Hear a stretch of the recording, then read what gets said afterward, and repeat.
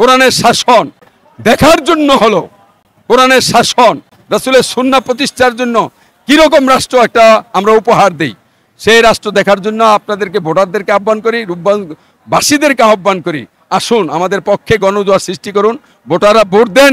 ইনশাআল্লাহ ইনশাআল্লাহ আমরা যা প্রতিশ্রুতি দিচ্ছি তা আমরা অক্ষরে অক্ষরে পালন করার চেষ্টা করবো ইনশাআল্লাহ। কারণ রূপগঞ্জের এমপি হলো রূপগঞ্জের অভিভাবক। অভিভাবক যদি ঠিক হয়ে যায়, তিনি যদি সৎ হন, তিনি যদি আমানতদারী হন, তিনি যদি জনগণের জন্য কাজ করেন, তাহলে অবশ্যই অবশ্যই এই চাঁদাবাজি বন্ধ হবে। নারায়ণগঞ্জ রূপগঞ্জ 1 আসনের বাংলাদেশ জামাত ইসলামের মনোনীত প্রার্থী হিসাবে আপনাকে হয়তো চয়েস করেছে, তো আপনি সেই হিসাবে এই বাংলাদেশ জামাত ইসলামের পক্ষ থেকে রূপগঞ্জে আজকে যে গণসংযোগ চালিয়েছেন, রূপগঞ্জের যে বৃহত্তম গাউছিয়া মার্কেট, এই গাউছিয়া মার্কেটে আপনি কেমন সাড়া পেয়েছেন? আলহামদুলিল্লাহ, আমরা সংগঠনের সিদ্ধান্ত অনুযায়ী দীর্ঘদিন থেকে সারা রূপগঞ্জে আমরা গণসংযোগ করছি। আলহামদুলিল্লাহ, এর আগেও আপনার টিভিতে আমি সাক্ষাৎকার দিয়েছি যে আমরা যেখানে যাচ্ছি সেখানে আমরা 90% জনগণের সমর্থন পাচ্ছি কোরআনের পক্ষে, দাঁড়িপাল্লার পক্ষে। আজকেও আমরা 3:30 থেকে গণসংযোগ শুরু করছি, এই পর্যন্ত আসলাম আপনার সাক্ষাৎকারের আগ পর্যন্ত।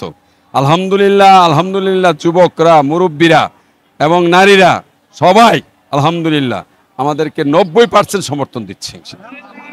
আপনি যদি এই রূপগঞ্জের মানুষ আপনাকে চয়েস করেই নেয় যে আপনি এমপি হয়ে যান, তো এই রূপগঞ্জের মানুষের জন্য আপনার কি করার আছে?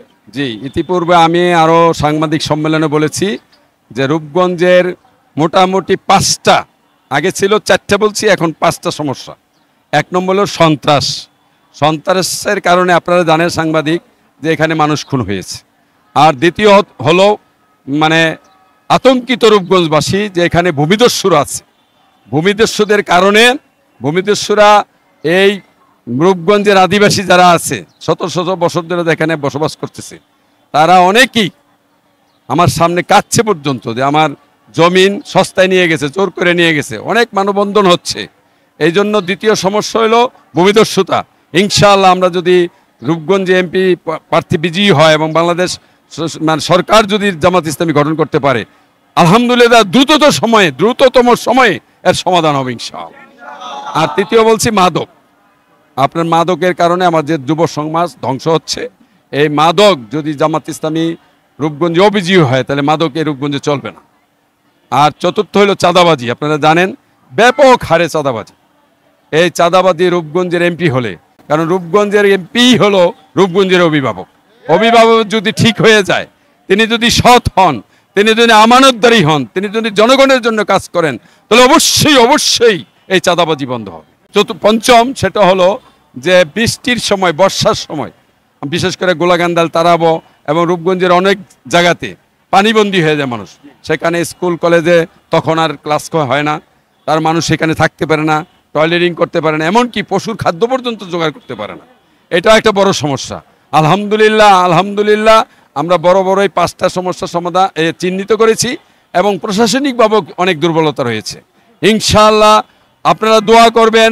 রূপগঞ্জের সকল ভোটারকে, নারী এবং পুরুষদেরকে আমি আহ্বান জানাই, আসুন জামাত ইসলামের পক্ষে দাঁড়িপাল্লায় যদি আপনারা ভোট দেন, তাহলে অবশ্যই রাষ্ট্রীয়ভাবে যেমন দুর্নীতি মুক্ত হবে, রাষ্ট্রীয় যে সমস্যাগুলো রয়েছে সমাধান হবে এবং রূপগঞ্জের পাশাপাশি রূপগঞ্জের সমস্যার সমাধান হবে ইনশাআল্লাহ।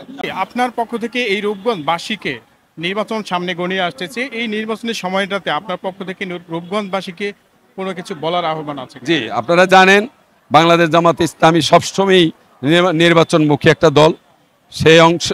তারই অংশ হিসাবে সারা বাংলাদেশে 300 আসনে আমাদের কেন্দ্রীয় সিদ্ধান্ত অনুযায়ী ক্যান্ডিডেট দেওয়া হয়েছে। এটার অংশ হিসাবে রূপগঞ্জে আমরা ঘুরতেছি।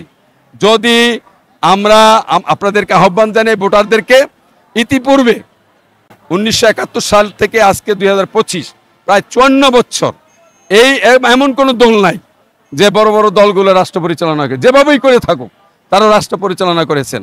দেখার জন্য হলো কোরআনের শাসন, রাসূলের সুন্নাহ প্রতিষ্ঠার জন্য কিরকম রাষ্ট্র একটা আমরা উপহার দেই, সেই রাষ্ট্র দেখার জন্য আপনাদেরকে ভোটারদেরকে আহ্বান করি, রূপগঞ্জবাসীদেরকে আহ্বান করি, আসুন আমাদের পক্ষে গণজোয়ার সৃষ্টি করুন, ভোটাররা ভোট দেন। ইনশাআল্লাহ আমরা যা প্রতিশ্রুতি দিচ্ছি তা আমরা অক্ষরে অক্ষরে পালন করার চেষ্টা করবো ইনশাআল্লাহ।